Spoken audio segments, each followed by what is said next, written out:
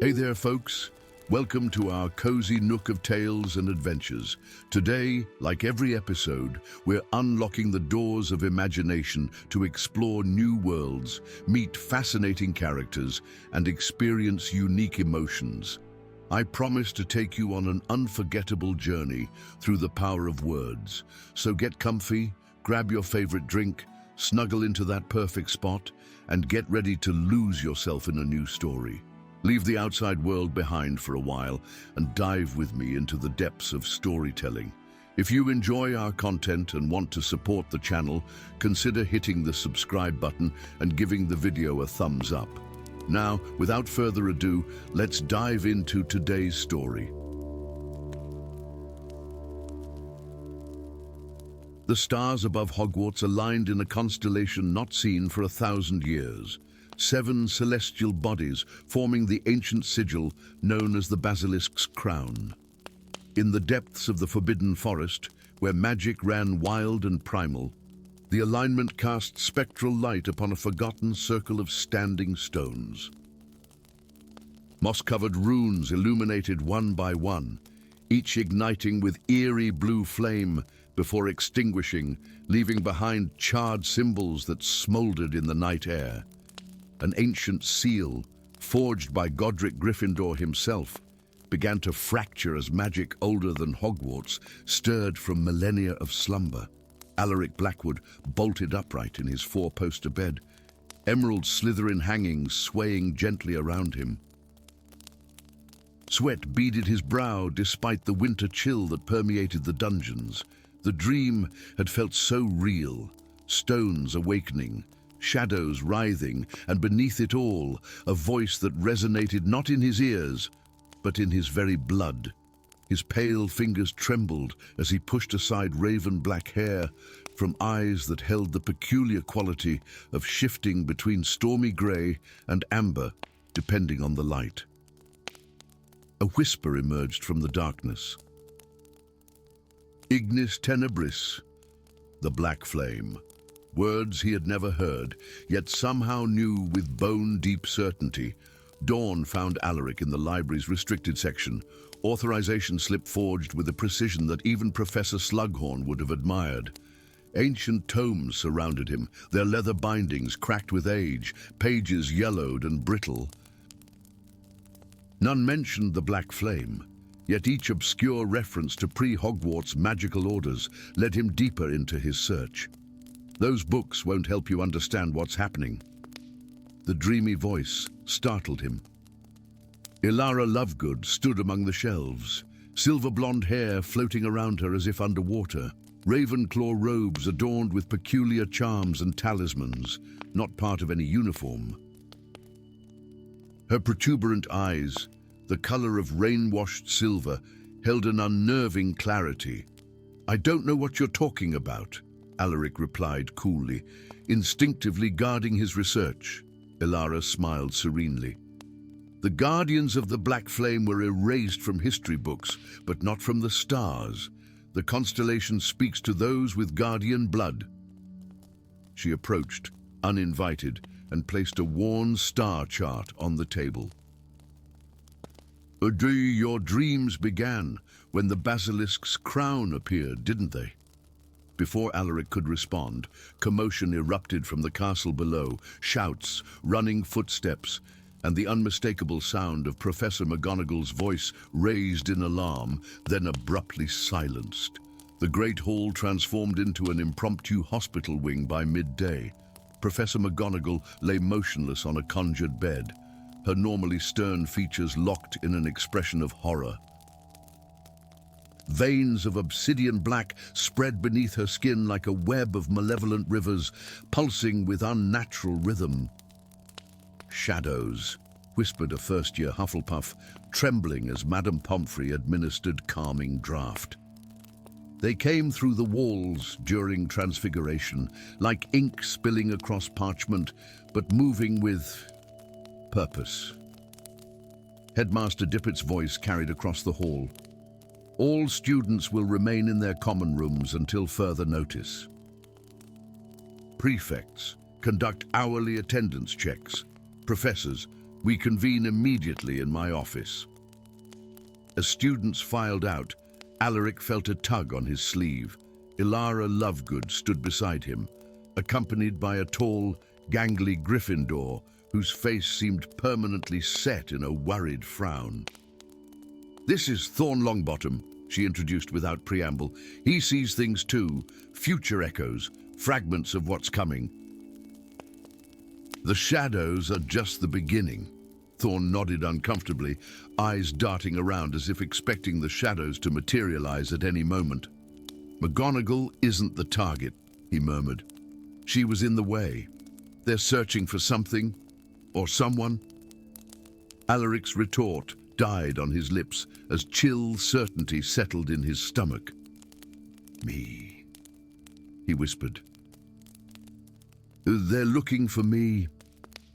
The abandoned classroom in the North Tower offered both privacy and a commanding view of the grounds, including the edge of the Forbidden Forest, where standing stones gleamed under moonlight.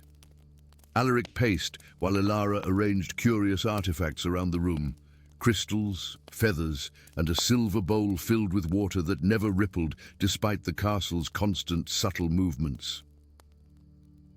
"My family changed our name centuries ago," Alaric explained reluctantly. "We were once called Flamekeep. I found a journal hidden in our vault last summer. My ancestors were wardens of some ancient power before Hogwarts existed. I thought it was just family mythology. The Guardians of the Black Flame weren't myth," Thorn said, consulting a massive tome smuggled from the library. "According to this, they were an order of witches and wizards who channeled a primordial magic, neither light nor dark, but something deeper. Older," Ilara corrected, her gaze distant. "From before magic was categorized and tamed, raw creation and destruction in perfect balance." The castle stones groaned suddenly, a sound like ancient bones shifting. The torches lining the walls flickered and dimmed as temperature plummeted. Frost crept across windows in patterns too deliberate to be natural, forming symbols identical to those Alaric had seen in his dreams. "They've breached the inner wards," Thorn whispered, wand clutched in white-knuckled grip. Shadow tendrils seeped through the crack beneath the door, writhing with unsettling intelligence. As they coalesced into a vaguely humanoid shape, Ilara thrust her hand into the silver bowl. The water ignited with blue-white flame that cast no heat, yet illuminated the room with blinding intensity. The shadow creature recoiled with a sound like tearing silk. "The elements recognize the old magic," she explained, eyes reflecting azure flames. "Water that burns, fire that freezes, paradoxes made manifest. That's what the black flame is." "Not quite," came a new voice, cultured and cold. A figure stood in the doorway, tall, elegantly robed in midnight blue, embroidered with silver constellations. His face remained in shadow despite the magical light.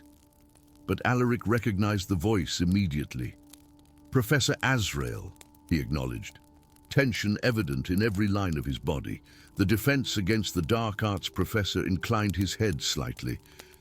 "Mr. Blackwood, or should I say, last scion of the Flamekeep lineage. How convenient that you've gathered with Miss Lovegood, whose ancestor once served as seer to the Guardians, and Mr. Longbottom, whose family provided their warriors." "You know about the Guardians," Alaric stated flatly. "Are you responsible for the shadow creatures?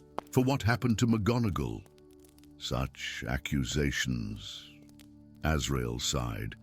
"I've spent decades searching for the last Guardian bloodlines, trying to prevent exactly what's happening now. The sealed Gryffindor placed upon the black flame is failing.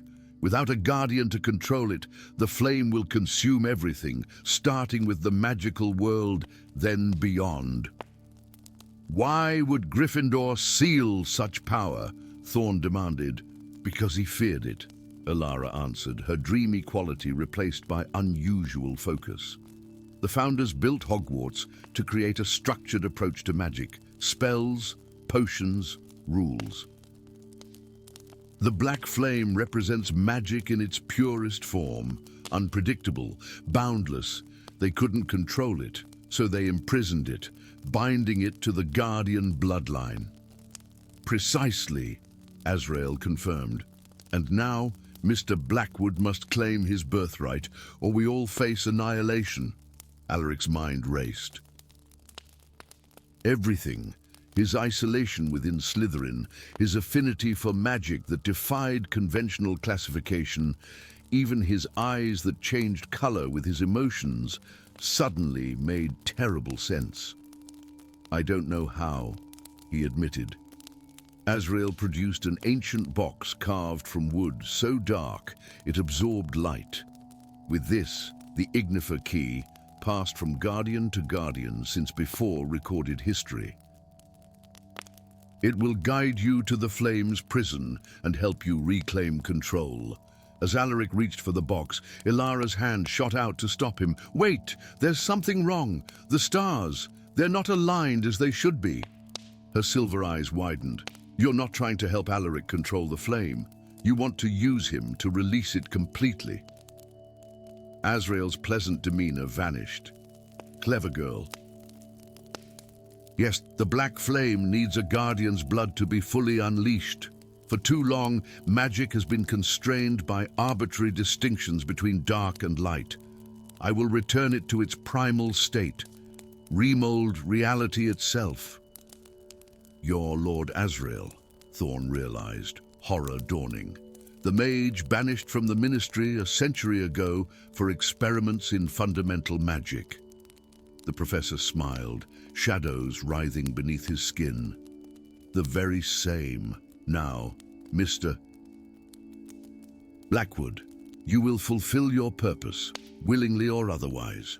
The ensuing duel transformed the abandoned classroom into a maelstrom of wild magic. Spells collided mid-air, creating cascades of elemental chaos.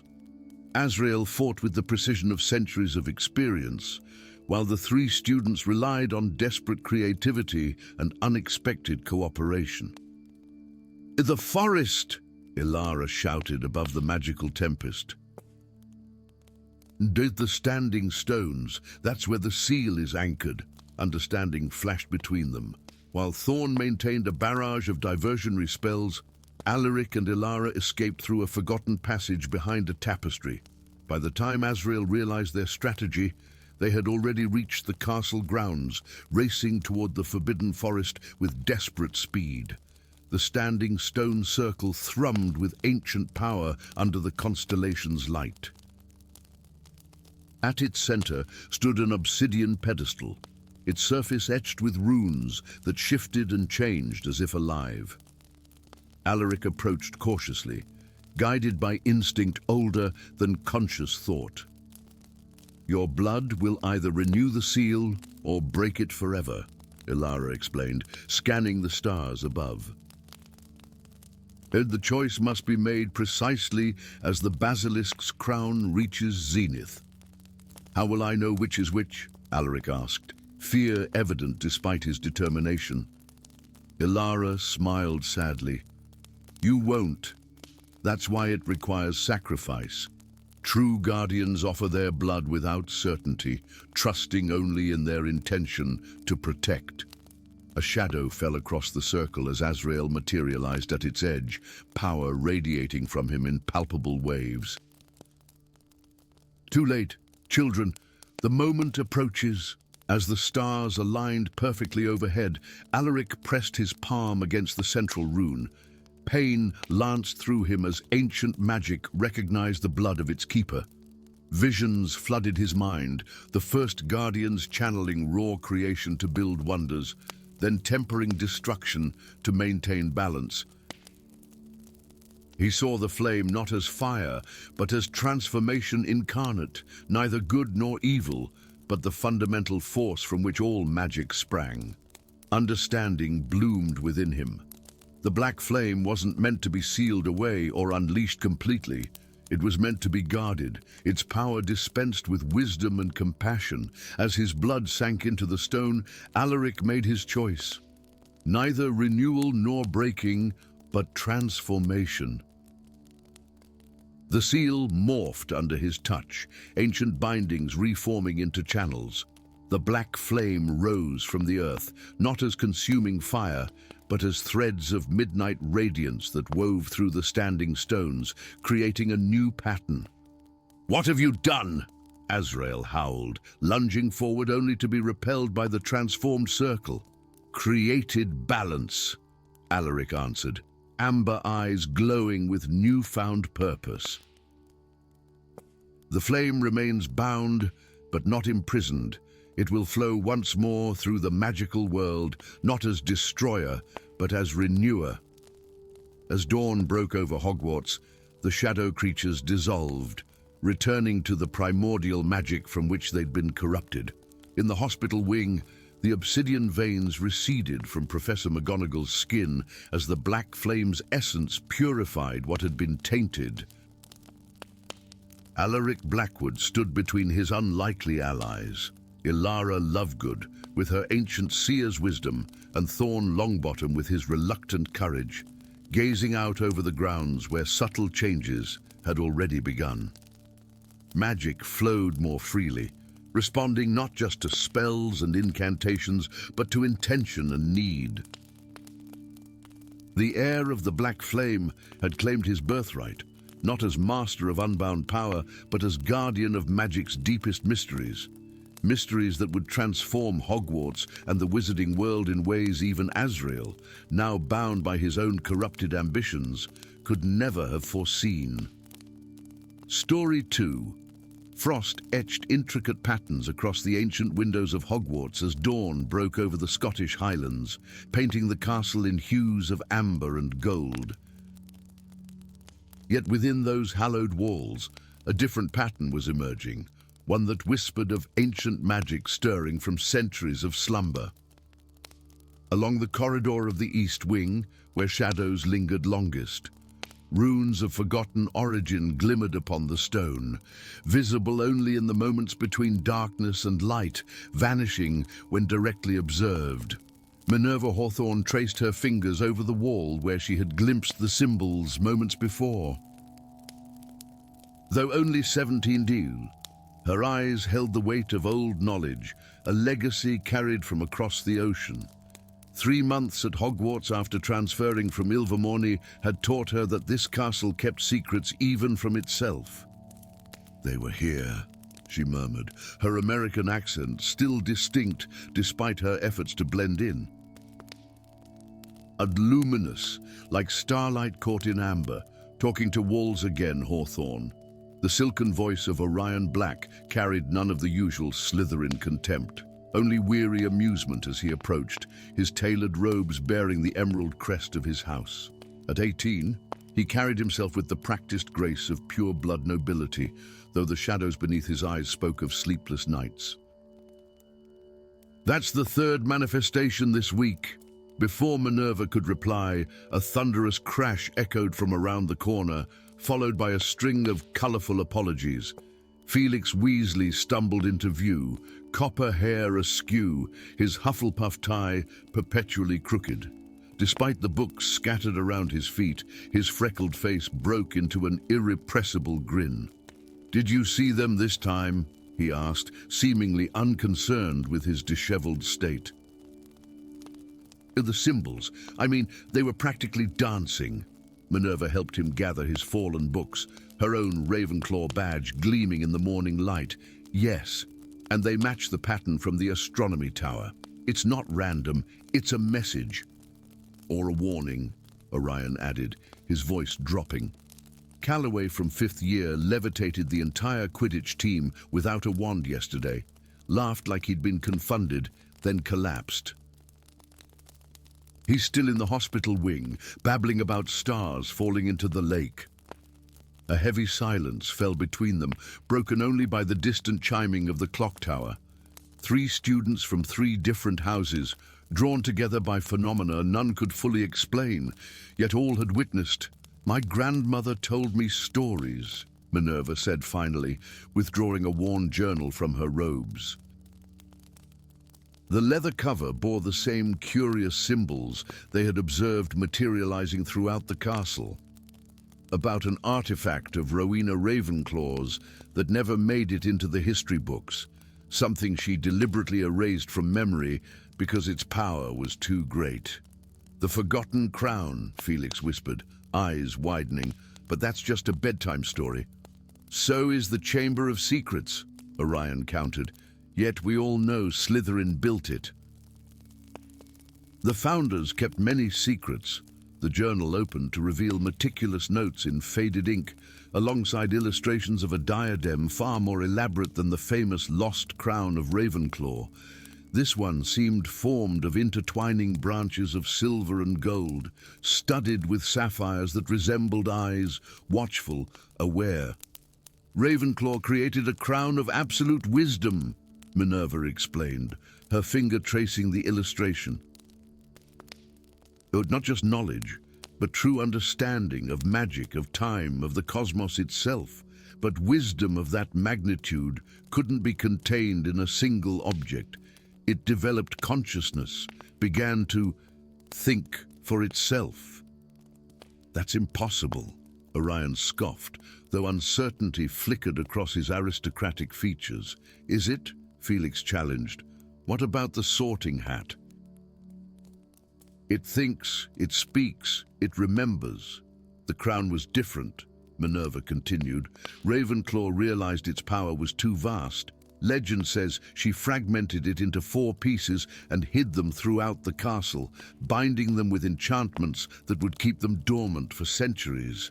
Until now," Orion concluded, his gaze drifting to the wall where the symbols had appeared. But why?" Their conversation abruptly ceased as footsteps approached, purposeful, measured steps that belonged to neither student nor teacher. Around the corner swept a witch in formal grey robes bearing the insignia of the Ministry of Magic. Her platinum hair was pulled into a severe knot, her features sharp as cut glass, and her eyes, an unsettling shade of violet, missed nothing as they assessed the 3 students. "Are discussing architectural curiosities?" Her voice carried the clipped precision of someone accustomed to command. "How scholarly of you, Miss Hawthorne. The Ministry takes great interest in your academic pursuits." Minerva stiffened. "Aura Moorcroft." "I wasn't aware the Ministry concerned itself with student conversations."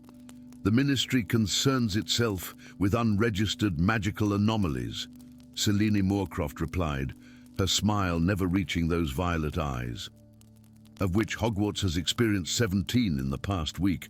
Curious timing, coinciding with your arrival from America." The accusation hung in the air, unspoken but clear. Felix shuffled uncomfortably, while Orion's expression settled into the perfect mask of pure-blood indifference. "If you'll excuse us, Auror," he interjected smoothly, "we have transfiguration in 5 minutes, and Professor Dumbledore is particularly strict about punctuality." Something dangerous flashed across Moorcroft's face at the mention of Dumbledore, but she merely inclined her head in dismissal.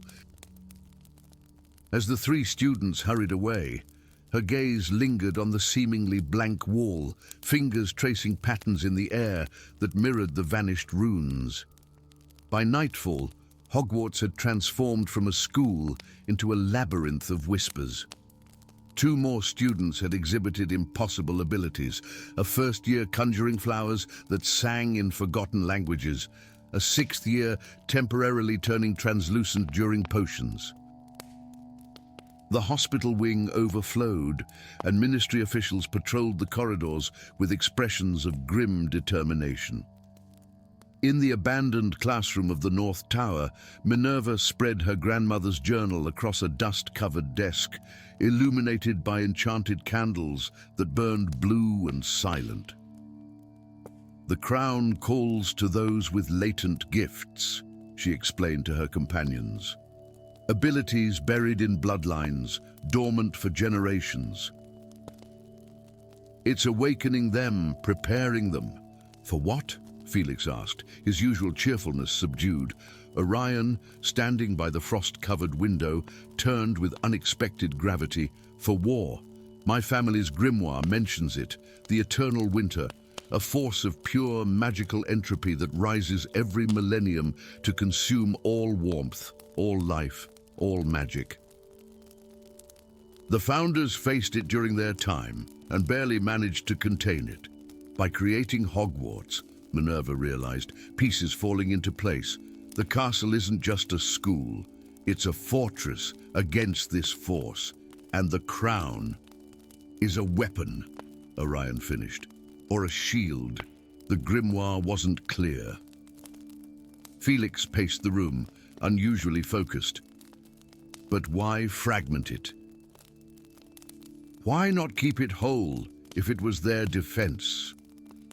Because wisdom without balance becomes tyranny, came a new voice, melodic, ancient, and somehow emanating from the very stones around them. The symbols they had observed throughout the castle now glowed upon every surface of the room, pulsing with gentle blue light. Even I was not immune to the temptation of absolute power. The three students stood transfixed as the light coalesced into the spectral form of a woman in medieval robes, her features noble and keen, a ghostly circlet upon her brow. Rowena Ravenclaw, Minerva breathed. The apparition inclined her head. What remains of her? I placed a fragment of my consciousness within the crown to guide those who would eventually seek it. The time has come. The barriers between worlds thin, and the eternal winter stirs once more. Why us? Felix asked, his voice barely a whisper. Because you three embody what the crown requires. Knowledge seeking truth, ambition tempered by redemption, and loyalty unmarred by judgment. Three houses in harmony. Rowena's spectral gaze swept over them. But you must find the fourth, a Gryffindor whose courage is not in brash action, but in standing firm against impossible odds. Before they could question further, the castle trembled. Beyond the windows, the night sky rippled with auroras of unnatural crimson and violet, and the temperature plummeted so rapidly that the glass frosted over in seconds. It begins, Rowena's ghost whispered, already fading. The first tendrils of winter reach across the divide. Find the fragments, east in air, south in fire, west in water, north in earth. Unite them before the solstice, or all we built will fall to endless ice. As her form dissolved into motes of light that sank into the stones, the door burst open. Aura Moorcroft stood framed in the entrance, wand raised, eyes blazing with cold fury.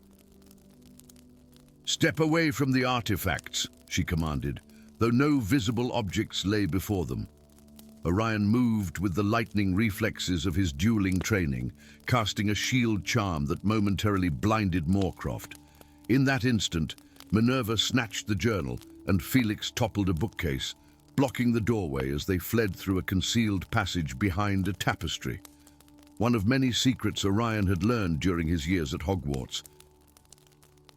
They emerged in the library's restricted section, breathless and shaken. Outside, the unnatural aurora painted the grounds in eldritch light, and a wind howled with voices that seemed almost human in their lamentation. "She's not trying to stop the crown from awakening," Minerva realized, clutching the journal. "Moorcroft wants it for the ministry or for herself." "Then we find it first," Felix declared with uncharacteristic determination. "East in air, that must mean Ravenclaw Tower," Orion nodded grimly. "My family chose the wrong side in too many conflicts. Perhaps this is my chance to balance the scales." As they hurried through the darkened castle, other students emerged from dormitories, drawn by the strange lights and the bone-deep cold that no fire seemed to warm. Among them, a solitary figure watched from the shadows, Ilara Meadows, a Gryffindor prefect known for her quiet authority and unyielding sense of justice. In her hand, she clutched a small bronze key that had appeared on her pillow moments before, its head shaped like a lion with eyes of ruby that glowed with inner fire. Something ancient called to her blood, urging her toward the East Tower, where 3 students from 3 rival houses now raced against encroaching winter and the forces that sought to claim a crown of forgotten wisdom. Above them all, the first snowflakes began to fall, beautiful, perfect crystals that did not melt upon touching skin, but instead left marks like tiny, frozen stars, seeding patterns that mirrored the ancient runes now awakening throughout Hogwarts Castle. The forgotten crown stirred from its millennium of slumber, its consciousness spreading through stone and memory, calling its fragments home for the battle to come.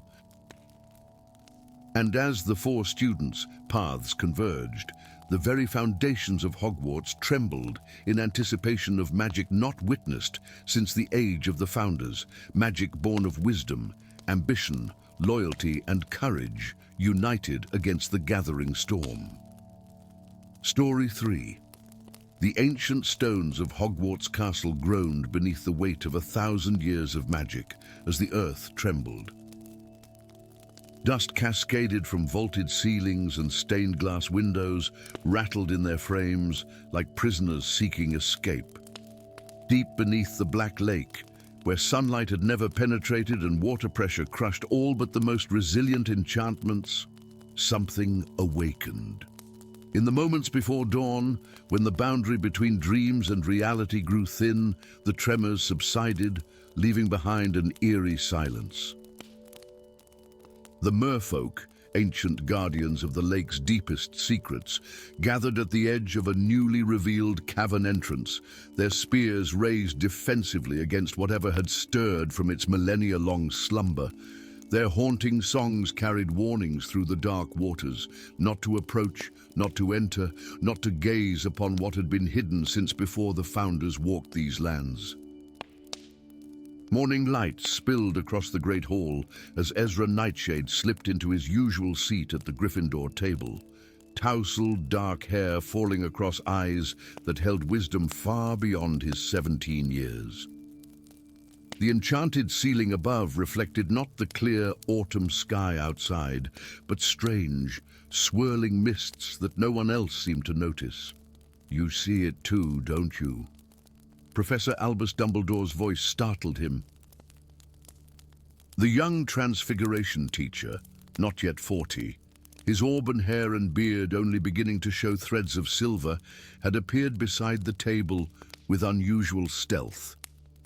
The disturbance in the time flows. Ezra stiffened.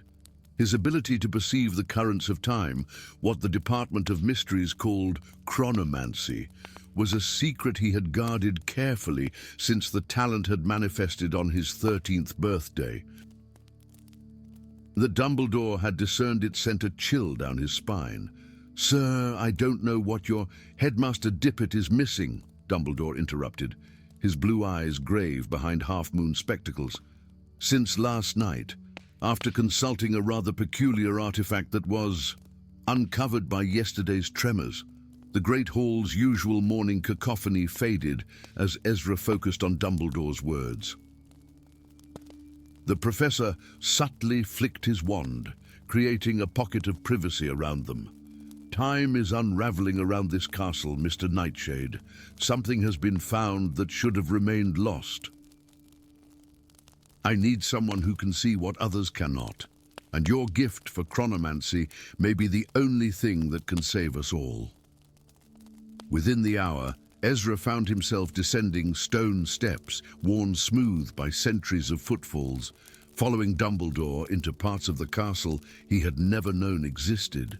The dungeons gave way to rougher tunnels, then to passages that seemed carved from the living rock of Scotland itself, predating Hogwarts by millennia. Few know that the founders built their school upon ruins far more ancient," Dumbledore explained. his wand light casting long shadows against walls inscribed with symbols from no language Ezra recognized. They chose this location not merely for its magical potency, but to guard certain artifacts of extraordinary power. The passage opened into a vast chamber where the black lake pressed against a transparent enchanted barrier, casting rippling blue light across the floor. At the chamber's center stood a stone dais, and upon it, an ornate mirror unlike any Ezra had seen. Its frame twisted into serpentine shapes that seemed to move when viewed from the corner of one's eye, its glass not reflective but absorbing light like a well of infinite darkness. "The Oracle of Darkness," Dumbledore whispered, keeping his distance. "Not a mere reflecting glass like the mirror of Erist, which shows only desire. This artifact reveals what will be, the inescapable destiny of any who gaze into its depths." "And Headmaster Dippet looked into it?" Ezra asked, feeling the peculiar sensation of time currents swirling around the mirror, like a whirlpool drawing all possible futures toward one fixed point. "Yes." Then he screamed a single word, "Grindelwald," and vanished. Dumbledore's voice held an emotion Ezra had never heard from his composed professor: fear. "We need help," Ezra said firmly, "specific help." By midnight, their unlikely fellowship had assembled in the chamber of the Oracle. Cassandra Trelawney, a seventh-year Ravenclaw whose prophetic abilities were dismissed as delusion by all but those who had witnessed their accuracy. Theodore Scamander, a quiet Hufflepuff fifth-year whose encyclopedic knowledge of magical creatures exceeded that of wizards thrice his age, and Professor Dumbledore, whose power hummed in the air around him like a storm waiting to break. The Oracle shows not what might be, but what will be unless the very fabric of time is rewritten, Cassandra murmured, her silver eyes unfocused as she sensed the magic permeating the chamber.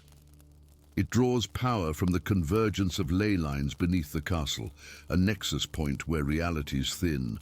Theodore knelt by the chamber's edge, examining a series of claw marks scored into the ancient stone. "Something guarded this place," he observed. "Something not seen in Britain for centuries, a chronivore, a creature that feeds on distortions in time." "Then where is this guardian now?" Ezra asked, the hairs on his neck rising as the shadows behind the dais deepened inexplicably. "It serves a new master," came a voice that seemed to echo from everywhere and nowhere. From the darkness stepped a hooded figure, face concealed behind a mask of polished obsidian. "And do as all things eventually must." Dumbledore's wand flashed faster than sight, but the spell passed harmlessly through the figure, who chuckled softly. "Time flows differently around me, Albus Dumbledore. I perceive your movements before you decide to make them." "Who are you?" Ezra demanded, sensing something profoundly wrong in the way time bent around the stranger, not flowing naturally, but fracturing, splintering into contradictory streams. "I am the guardian of the Oracle, last of an order that has watched over this artifact since Atlantis sank beneath the waves." The figure gestured toward the mirror. "Your headmaster sought knowledge no mortal should possess. Now he witnesses the consequences of his hubris, trapped in the moment of his greatest failure. You've imprisoned him in time?" Dumbledore's power gathered around him like a cloak. "The Oracle imprisons those foolish enough to seek certainty," the Guardian corrected. "It shows the inevitable, and in seeing their fate, mortals become bound to it." Ezra studied the currents of time flowing around the chamber, noticing how they all converged on the mirror. With his chronomancer's sight, he perceived something the others could not, a flaw in the pattern, a moment where possibility remained. "You're lying," he said suddenly, stepping forward. "The Oracle doesn't show the inevitable. It creates inevitability by collapsing all other possibilities. Understanding dawned like sunrise in his mind. That's why you guard it, not to protect people from knowledge, but to ensure your chosen future comes to pass. The Guardian went utterly still. Clever boy, too clever. What followed happened in heartbeats. The Guardian lunged toward the oracle, hands outstretched to touch its surface. Cassandra cried out a warning as her inner eye revealed the Guardian's intent to use the mirror to collapse all futures where Hogwarts stood, where magic thrived freely. Theodore released a small, seemingly insignificant creature from his pocket, a tympanium moth, whose wings beat at the precise frequency needed to disrupt time-altering enchantments. And Ezra, drawing on his untrained but powerful chronomancy, reached into the flowing currents of time and pulled. The chamber froze, every water droplet, every mote of dust, every flicker of wand light suspended between moments. Only Ezra moved, stepping carefully through the tableau toward the oracle, where the Guardian hung suspended, fingertips inches from the dark glass. "Oh, show me," Ezra whispered to the mirror, not looking directly into its depths, but at the fractured time streams surrounding it. "Show me what you've hidden." The darkness within the glass swirled, and Ezra saw not one future but thousands, infinite possibilities branching from this moment. In some, Hogwarts fell to dark forces from within. In others, it stood as the last bastion against a world consumed by mechanized Muggle warfare. In others still, it evolved into something neither purely magical nor mundane, but transcendent. And in every vision where Hogwarts endured, a choice appeared, Ezra's choice, not yet made, to shatter the oracle and free time itself from artificial constraint. The prophecy was never about Hogwarts falling, Ezra realized. It was about Hogwarts being freed. With clarity born of understanding both what was and what could be, Ezra released his hold on time. As movement resumed, he interposed himself between the Guardian and the mirror, meeting the obsidian mask with defiant eyes. "You cannot stop what has been written," the Guardian hissed. "No," Ezra agreed, "but I can choose which writing to believe." With that, he turned and faced the oracle directly. Unlike Headmaster Dippet, who had sought to know his personal fate, Ezra asked a different question. "Show me how to free those trapped between possibilities." The mirror's surface rippled like disturbed water, and within its depths appeared an image of Ezra himself, performing a complex wandwork pattern that his mind somehow understood without instruction, a spell to release those caught in temporal prisons of the oracle's making. Before the Guardian could intervene, Dumbledore, Cassandra, and Theodore formed a triangle around Ezra and the mirror, their combined magic creating a barrier against interference. As the Guardian howled in rage, Ezra executed the precise movements revealed by the oracle, his wand leaving trails of golden light in the air. The mirror cracked, not shattering completely, but fracturing along precise lines that resembled a web of possibilities. From within its depths emerged Headmaster Dippet, gasping as though surfacing from deep water, along with dozens of others, wizards and witches from across centuries who had fallen victim to the oracle's power. "You've doomed us all," the Guardian moaned as the obsidian mask crumbled, revealing a face that shifted between youth and age, male and female, human and other. "Without the oracle to guide the time streams, chaos will reign."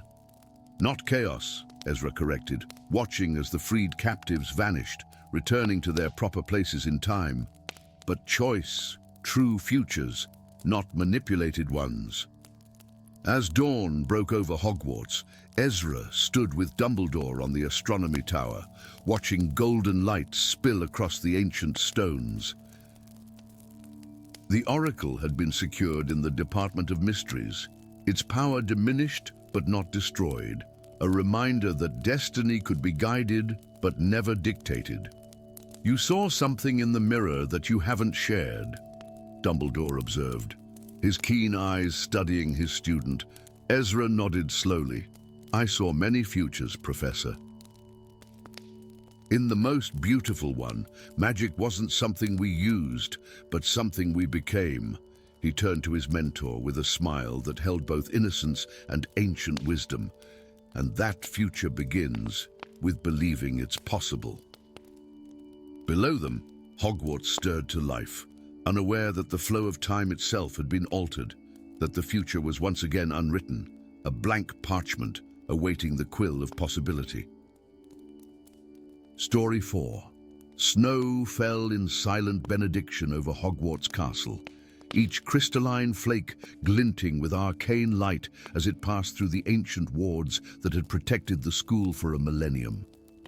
The tallest towers pierced the twilight sky like sentinels, their windows blazing against the gathering darkness of winter's longest night. Within those stone walls, magic hummed with unusual intensity, as if the very foundations of the castle were awakening to some long-dormant purpose. Lysander Gryffindor stood at his dormitory window, watching his breath fog the glass as the final rays of sunlight surrendered to the solstice night. At 17, he carried the burden of his illustrious name with quiet dignity, the last descendant of Godric, though few knew this truth. His golden hair fell in waves around a face too solemn for one so young, amber eyes reflecting flames from the nearby hearth. "You feel it too, don't you?" he whispered to the empty air. The castle is remembering. Far below, in the Slytherin dormitories beneath the lake, Celeste Slytherin paced the perimeter of her private chamber, a rare privilege granted after too many incidents, with roommates who had discovered her heritage and sought to make her pay for the sins of her ancestor. Unlike Lysander, she hid her lineage behind her mother's surname, Winters, though her eyes betrayed her, the same piercing emerald that had gazed from portraits of Salazar himself. The water outside her window rippled with unusual patterns, forming momentary symbols before dissolving back into darkness. Celeste pressed her palm against the cold glass, feeling the lake's ancient magic respond to her touch. "Something comes," she murmured, a shiver running down her spine that had nothing to do with the dungeon's perpetual chill. In the warmth of the Hufflepuff common room, Rowan Smith, born Rowan Hufflepuff, carefully tended to a crystalline flower that bloomed only on the winter solstice.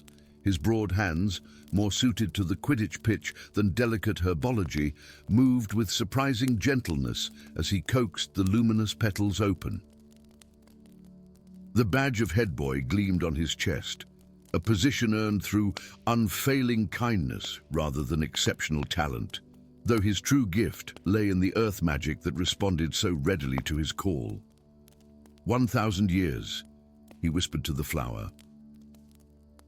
"You've counted every solstice since the founding, haven't you?"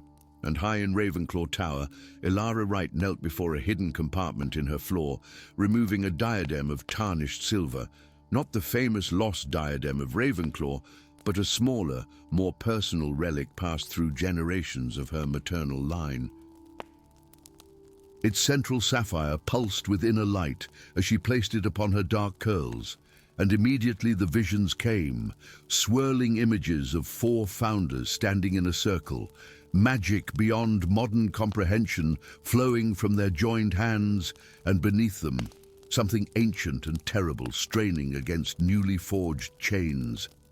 "The seal weakens," she whispered, her voice taking on the ethereal quality that had led many to dismiss her as merely eccentric. "The primordial one stirs." As the castle bells tolled midnight, 4 students from 4 houses slipped from their dormitories, drawn by an identical dream, a summons to the 7th floor corridor, where the room of requirement awaited. None had planned this midnight excursion, yet none were surprised to find the others standing before the blank wall, moonlight streaming through arched windows to illuminate their expectant faces. "You saw it too," Lysander stated rather than asked, his gaze moving from face to face. Celeste nodded, arms crossed defensively, a hall of stone, 4 thrones, our ancestors. "The founders," Rowan confirmed, his usually cheerful face solemn. "They were waiting for us." "For 1,000 years," Elara added, the diadem hidden beneath her winter cloak. "Since the binding." Before any could question her words, the wall before them transformed, not into the familiar door of the Room of Requirement, but into an ancient archway inscribed with runes that seemed to shift and change even as they watched. Through the arch, they glimpsed not a room, but a vast circular hall supported by massive columns carved to resemble the sacred trees of old magic. "The Chamber of Covenant," came a voice from behind them. Professor Desmond Crane emerged from the shadows, his tall figure imposing in robes of midnight blue, adorned with silver constellations that moved with unsettling realism across the fabric. In his hand, he carried a staff of impossible wood, neither white nor black, but somehow both and neither, shifting as the eye tried to fix upon it. "And do you know of this place?" Celeste accused, narrowing her eyes at the enigmatic divination professor who had arrived at Hogwarts only months before. "I have waited for its return," Crane answered, his ageless face revealing nothing, "as have others. We must enter before the hour passes. The solstice alignment waits for no one, not even the heirs of the founders." The hall beyond the arch dwarfed even the Great Hall of Hogwarts, its domed ceiling opening to the winter sky, where stars burned with preternatural brightness. At the center stood a raised dais of pure white stone, upon which 4 ornate thrones faced inward toward a crystalline plinth. As they approached, the air shimmered, and 4 spectral figures materialized, 2 wizards and 2 witches adorned in medieval finery, their faces both familiar from countless paintings, and yet somehow more human, more flawed than history had portrayed them. "The hour is upon us," the ghost of Godric Gryffindor spoke, his voice echoing with the weight of centuries. "And the seal must be renewed, or all we built will fall. 1,000 years ago," Rowena Ravenclaw continued, her transparent hand gesturing toward the plinth, "we united our powers to contain a force that threatened to consume both magical and non-magical worlds. Morrigan, the primordial sorceress." Helga Hufflepuff's gentle voice carried an uncharacteristic edge. "The first to channel magic not as a tool, but as a living force, wild, uncontrollable, and ever-growing. We built this school above her prison," Salazar Slytherin finished, his expression grim rather than malevolent. "The strongest magical structure in Britain, designed not merely to educate, but to maintain the binding spell through generations of unwitting students whose daily practice of magic reinforced our work." Professor Crane stepped forward. "Do the founders speak truth? Hogwarts stands upon the most ancient wellspring of magic in these isles, a nexus point where Morrigan sought to tear open the veil between worlds and unleash unfettered magic upon humanity. But now, the binding weakens," Lysander realized, feeling the truth of it in his blood, "and we're meant to renew it." "That is your birthright and burden," Godric confirmed. "Only those of founder blood can renew the seal that contains her." As the spectral founders guided them through the ancient ritual, placing them at cardinal points around the plinth, Elara's mind filled with visions, flashes of a time before the founding, when a woman of extraordinary power had discovered the true nature of magic, not a tool to be wielded, but a sentient force seeking communion with those attuned to its voice. "Wait!" she called out, disrupting the ritual. "I'm seeing something." Morrigan wasn't trying to destroy the world. She was trying to transform it. Crane's expression darkened. "Miss Wright, this is not the time for your fanciful interpretations." "No, she's right," Rowan interrupted, his connection to earth magic resonating with something beneath them, a presence ancient and aware. "There's consciousness down there, not malevolence." Celeste's eyes widened as her own Slytherin heritage, attuned to the deeper, hidden currents of magic, confirmed their words. The founders feared what they didn't understand. They imprisoned a being of pure magic because they couldn't control her. "Is this true?" Lysander demanded of the ghosts, whose transparent forms had begun to flicker with the disruption of the ritual. A tense silence followed before Rowena's spirit finally spoke. "We did what was necessary to protect humanity. Unfettered magic would have consumed everything, transformed the world beyond recognition. Or elevated it," Elara countered, the diadem now visible on her brow, enhancing her natural sight. "You weren't protecting humanity. You were ensuring your vision of magic would prevail, controlled, hierarchical, divided into acceptable and unacceptable forms." The plinth before them cracked, a sliver of blindingly pure light emerging from within. The castle trembled, portraits throughout the school awakening in alarm, suits of armor clanking to attention as the ancient contingency measures activated. "Adage, the seal breaks regardless of your choice," Crane warned, raising his staff. "Either renew the binding, or what emerges will reshape everything you know." In that moment of decision, an ancient prophecy surfaced in Lysander's memory.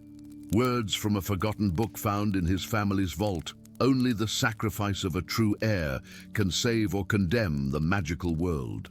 Meeting the eyes of his fellow heirs, he saw the same realization dawn. Their choice was not whether to maintain the prison, but what to sacrifice: the comfortable structure of their known world, or the potential of what magic might truly become. As one, the four heirs of Hogwarts stepped back from their positions, breaking the ritual circle. "We choose to listen before we judge," Lysander announced. "To understand before we imprison." The light from the plinth intensified, and from it rose not a terrible monster, but a figure of breathtaking beauty. A woman formed of pure magical energy, her form shifting between human and something far beyond mortal comprehension. "The Knights of the Solstice have chosen wisdom over fear." Morrigan's voice resonated within their minds rather than their ears. And so the true age of magic begins, not with binding, but with harmony. As the millennium-old prison dissolved, magic surged through Hogwarts in a wave of transformation. Throughout the castle, students woke to find their magic responding with newfound intuition, the rigid boundaries between magical disciplines blurring as the primordial force flowed freely once more. Standing before the liberated primordial sorceress, the four heirs and their professor faced not an ending but a beginning, the dawn of a new era where magic would no longer be merely wielded, but truly understood. And above them, as if in blessing, the winter stars blazed with ancient light, illuminating a path that would forever change the wizarding world. Story 5. The stone walls of Hogwarts whispered secrets that winter night, ancient murmurs that only the castle itself could truly understand. Moonlight spilled through the arched windows of the History of Magic corridor, casting long shadows that seemed to dance with a life of their own. It was there, beneath the stern gaze of Merlin's portrait, that Professor Alaric Drake's body was discovered, not dead, but frozen in an expression of terrible revelation, his outstretched hand pointing toward an empty alcove, where, until that evening, the most dangerous book in his collection had rested behind layers of protective enchantments. The crimson grimoire of Morgana was gone. Helena Blackthorne felt the castle's disquiet as she slipped through the gathered crowd of professors, her Slytherin robes pulled tight around her slender frame. At 17, she carried herself with the poise of someone much older, her dark eyes missing nothing as they swept across the scene. Most students had been ushered away, but Helena had managed to remain, ostensibly to assist Madame Pomfrey.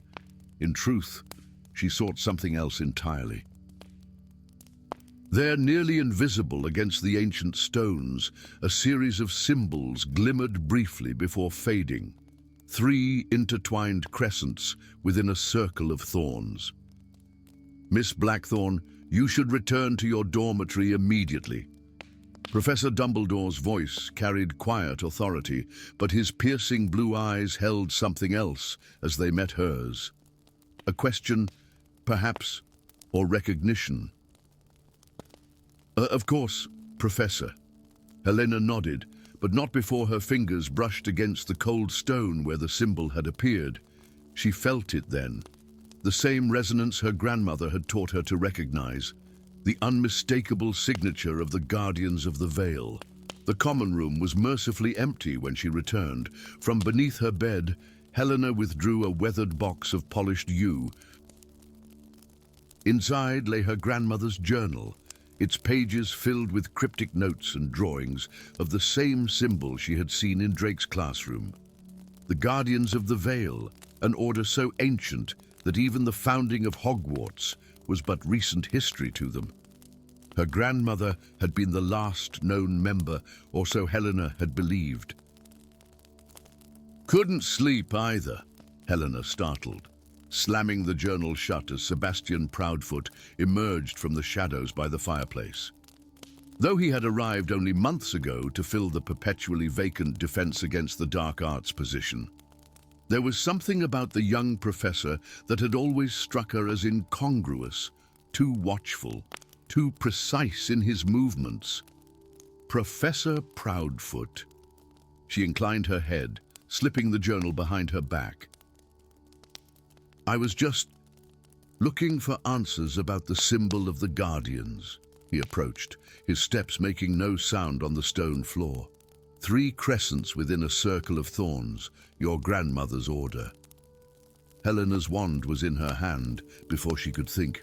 "Who are you?" A slight smile touched his lips as he rolled up his sleeve to reveal a silver badge emblazoned with the mark of the Department of Magical Law Enforcement. "Sebastian Proudfoot, Aura Special Division. I was assigned to Hogwarts 6 months ago when the Ministry detected unusual magical disturbances emanating from the castle's foundations. The Ministry knows about the Guardians." Helena kept her wand steady. "The Ministry fears the Guardians and what they protected." He glanced at the journal, "just as they fear what's written in Morgana's grimoire. But we don't have time for suspicion, Miss Blackthorne. Professor Drake is the 3rd victim this month, and the grimoire's theft suggests the final stage has begun. By dawn, an unlikely alliance had formed in the abandoned classroom on the 7th floor. Sebastian had brought the Fletcher twins, Fiona and Finnegan, 5th-year Hufflepuffs, whose innocent appearances belied their extraordinary knowledge of forbidden artifacts. "The grimoire isn't just a spellbook," Finnegan explained, unrolling an ancient parchment across a dusty desk. His fingers, stained with various magical inks, traced the elaborate diagrams. "It's a history, perhaps the only true account of how magic came to be." Fiona nodded, her copper hair catching the early morning light. The ministry's official history claims Merlin was the first great wizard, but the grimoire tells of the first ones, beings neither fully human nor fully magical creature, from whom all modern magic descends. My grandmother's journal mentions them, Helena said, opening to a page filled with illustrations of haunting, beautiful figures with features both human and otherworldly. She called them the primordial casters. Sebastian's expression darkened. The ministry calls them abominations. When the founders established the first magical government, they systematically hunted the first ones to extinction, or so they believed. But why would anyone steal the grimoire now? Helena asked. Because of the black solstice, Fiona whispered, pointing to an astronomical chart.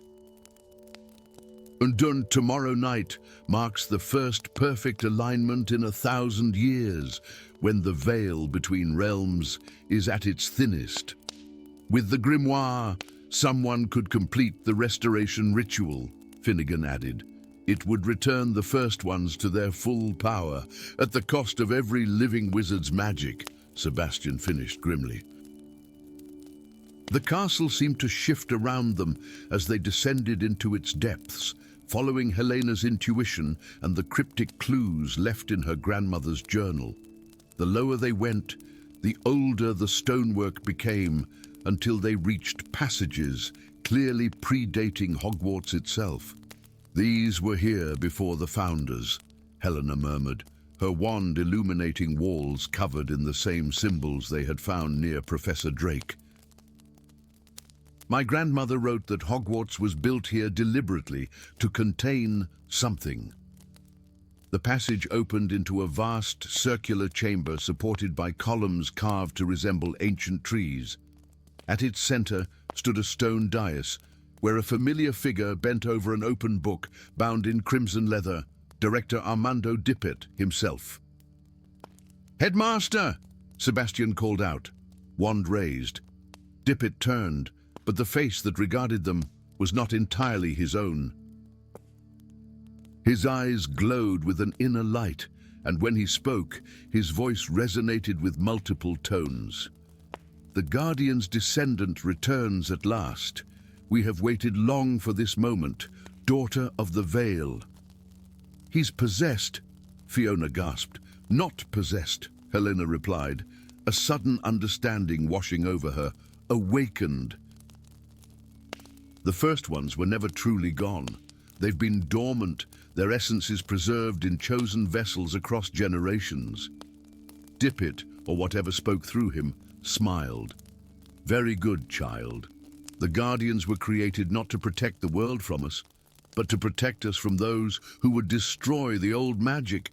Your grandmother was the last to remember the truth." Sebastian stepped forward. "Whatever you believe, I cannot allow you to complete this ritual. The magical world, as we know it, would end." "The magical world as you know it is built on genocide," the voice replied coldly. "The founders didn't create magic, they stole it, filtered it, weakened it to control it. What flows through your wands is but a shadow of true power." As they argued, Helena's eyes fell upon the open grimoire. Its pages turned by themselves, revealing images that resonated with memories she hadn't known she possessed. Memories of a time when magic wasn't cast, but simply was. When the boundaries between beings and elements didn't exist. "The black solstice approaches," Dippet intoned, raising his hands.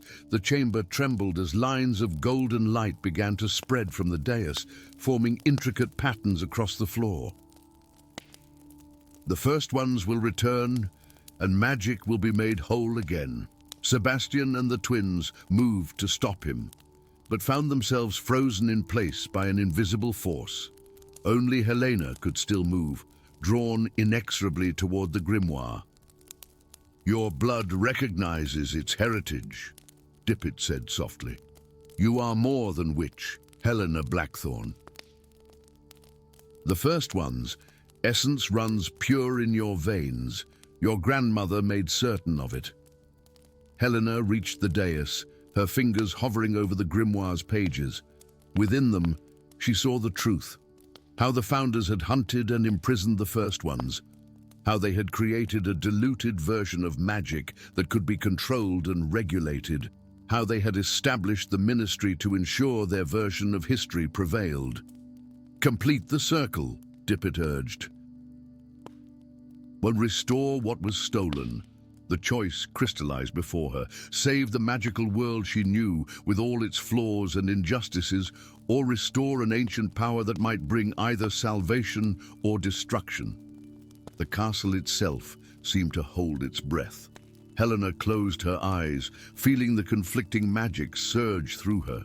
The structured spells taught at Hogwarts, and the wild, primordial force awakening in her blood.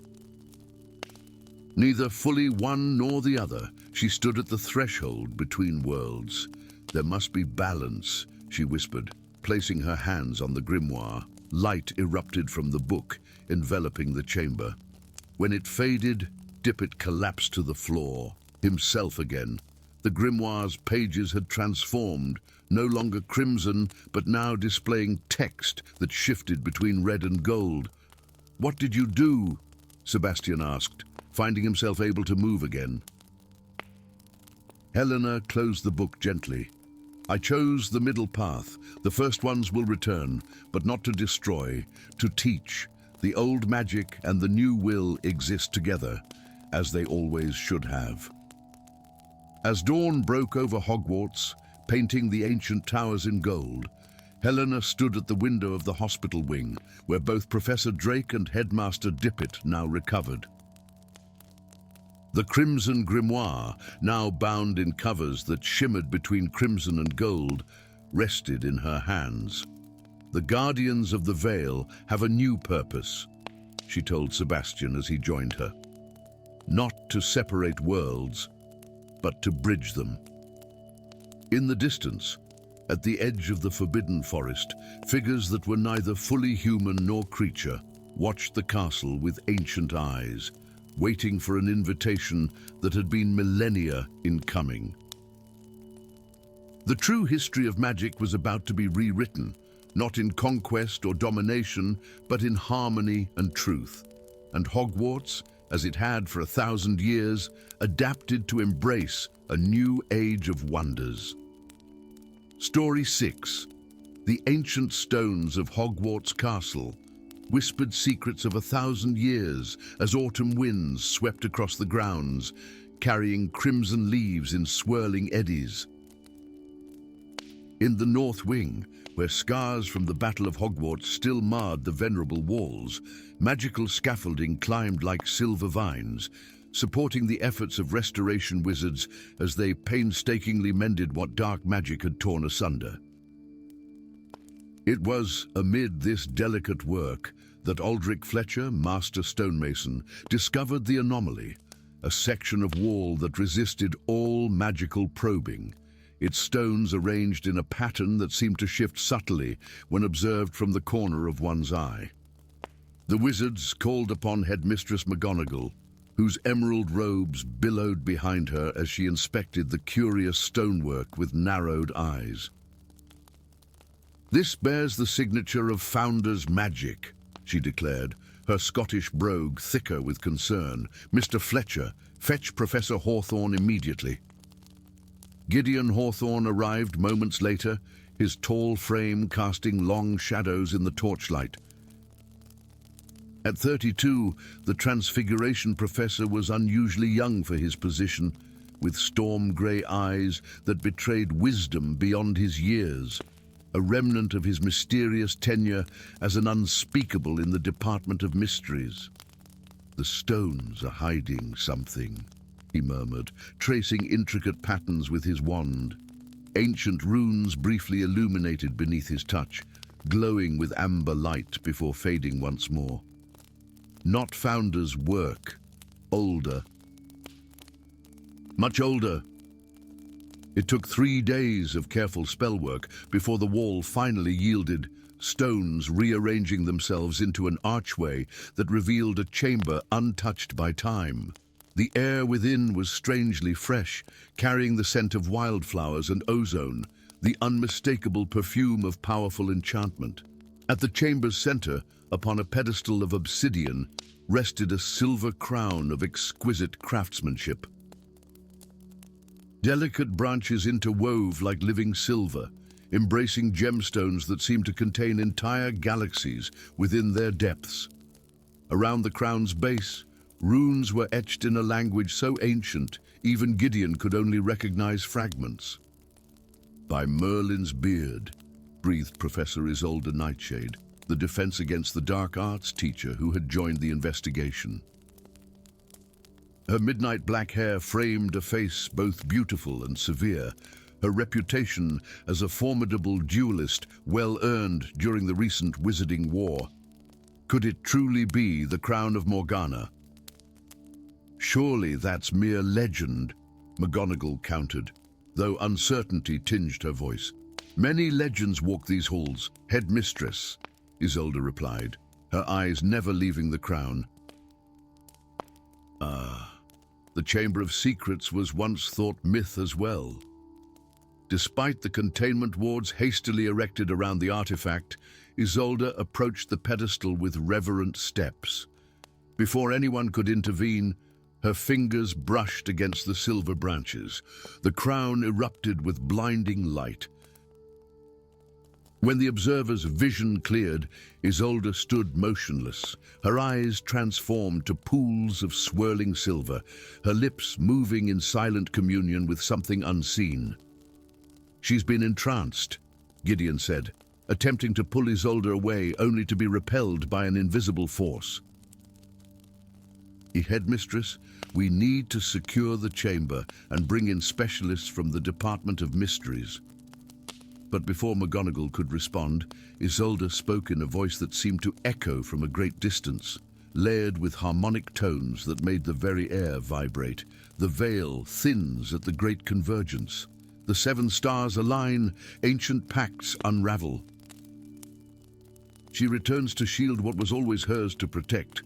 Then Isolde collapsed, the crown rolling from the pedestal to rest innocuously upon the stone floor. 3 days later, Gideon found himself in the restricted section of the library, surrounded by ancient tomes on Morgan Le Fay, or Morgana, as she was known in the oldest accounts. Across from him sat Freya Blackthorn, a 7th-year student whose uncommonly mature grasp of elemental magic had earned her special privileges. "Professor Hawthorne," Freya said, brushing a strand of copper hair from her freckled face, "I found something interesting in this account from the 12th century." She pushed a weathered manuscript toward him. "It suggests Morgana wasn't evil as modern history portrays her. Rather, she was a guardian of the old magic, opposed to Merlin's attempts to structure and control magical forces." Gideon nodded, unsurprised. "History is written by the victors, Miss Blackthorn. The Ministry has always preferred Merlin's ordered approach to magic. It makes governance simpler." "But what does this have to do with Professor Nightshade?" "The Medi-Wizards say she still hasn't awakened. I believe Isolde is," Gideon hesitated, choosing his words carefully, "hosting a fragment of Morgana's consciousness. The crown was an anchor, preserving her essence until a time of need." Freya's green eyes widened. "The convergence she mentioned, precisely. And I believe Isolde knew exactly what would happen when she touched the crown." A chill wind suddenly swept through the library, extinguishing several candles despite the closed windows. Elsewhere in the castle, students reported seeing a lady in white walking across the surface of the Black Lake, leaving no ripples in her wake. Ghostly symbols appeared etched into corridor walls, fading before anyone could properly document them. Gideon led Freya to the hospital wing, where Isolde lay in uncanny stillness, her skin bearing an alabaster luminescence. "I've seen this before," he confessed, "during my work as an unspeakable. It's not possession as we typically understand it. It's a melding, Two consciousnesses sharing one vessel. Can we separate them? I'm not convinced we should, Gideon replied. Not until we understand why Morgana has returned now, after all these centuries. They found their answer in the most unexpected place, a series of journals attributed to Merlin himself, kept under complex enchantments in a hidden vault beneath the restricted section. The text was encoded in an arcane cipher that shifted and rearranged itself when read directly. It's defensive, Gideon explained. Designed to reveal its secrets only to those with specific magical signatures. He produced a small silver instrument from his robes, a remnant of his unspeakable days, that projected the text onto the air itself, transforming the scrambled writings into legible script. Page by page, the truth emerged. Merlin and Morgana had indeed been adversaries, but not as simple embodiments of good and evil. They represented fundamentally different approaches to magic. Merlin seeking to categorize and control magical forces through rigid structures. Morgana championing the wild, intuitive nature of raw magic that flowed through the land itself. Their greatest conflict had come over a threat neither fully understood, entities from beyond the veil between worlds, ancient beings that fed on magic itself. Merlin had sought to contain them through complex bindings and sacrificial magic. Morgana had opposed his methods, believing they would ultimately weaken the natural barriers between worlds. The Great Convergence, Freya whispered, pointing to a passage describing a celestial alignment that occurred only once every 777 years. What is happening now? The 7 stars of the Pleiades aligning with the magical ley lines that run beneath Hogwarts.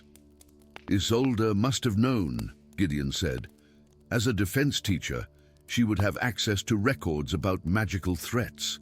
She sought out Morgana's crown deliberately, believing only Morgana's knowledge could counter whatever's coming. That night, the castle trembled. Students were hurriedly evacuated to Hogsmeade as an aurora of impossible colors bloomed across the sky. At the center of the North Wing, where the crown had been discovered, the air itself seemed to tear, revealing glimpses of a realm of swirling chaos. Gideon and Freya found Isolde, or the being wearing her form, standing before the rift, silver light coursing through her veins visible beneath her skin. "Hear the bindings fray," she said, her voice the strange dual tone they had heard before. "Merlin's barriers weaken with time, as I warned him they would. The Devourers sense the magic of your world once more." Through the widening tear, amorphous shadows writhed and reached, drawn to the concentrated magic of Hogwarts like moths to flame. What can we do?" Freya asked, instinctively summoning elemental shields as tendrils of void stuff probed toward them. "What was always meant to be done," Morgana Isolde replied. "Not containment, but harmony. Not barriers, but balance." From her robes, she produced the crown, now pulsing with inner light. Merlin sought to cage what could not be caged. I sought to understand what could not be understood. Both of us were partly right, partly wrong. Gideon stepped forward. "You need conduits for the ritual. That's why you brought us here." The sorceress nodded. "The academic who broke with tradition, and the student who sees magic as it truly is, together with one who bridges ancient and modern." Freya hesitated only briefly before taking her position in the triangle Morgana Isolde indicated. "Will Professor Nightshade survive this?" A sad smile crossed the woman's face. She knew the cost when she sought me. Some sacrifices are freely chosen. As the rift expanded, the 3 channeled magic unlike any taught in Hogwarts halls, magic that sang with the voice of the earth itself, that danced with primal forces beyond categorization. Not opposing the chaos beyond the veil, but acknowledging it, incorporating its wild nature into the structured magic of the wizarding world. The crown rose between them, absorbing the energies they channeled, transforming from solid matter to pure magical essence that expanded outward, weaving new patterns into the fabric of reality itself. When dawn broke, the rift was gone. Where Isolde had stood remained only scattered silver dust that caught the morning light like fallen stars. In the years that followed, the wizarding world noted subtle changes in how magic behaved. Spells that once required rigid focus now responded more readily to intuition and emotion. Magical creatures long thought extinct began to reappear in remote forests. Children displayed accidental magic of greater complexity and creativity. Gideon continued teaching Transfiguration, though students whispered that his lessons increasingly emphasized the fluid, artistic nature of the discipline rather than its scientific precision. Freya Blackthorn went on to become the youngest researcher ever accepted into the Department of Mysteries, where she specialized in elemental harmonics. And sometimes, on nights when the Pleiades shone particularly bright, those walking near the Black Lake reported seeing two figures conversing on its shore, a tall man with storm-gray eyes and a woman crowned in silver light, keeping watch over the thin places between worlds.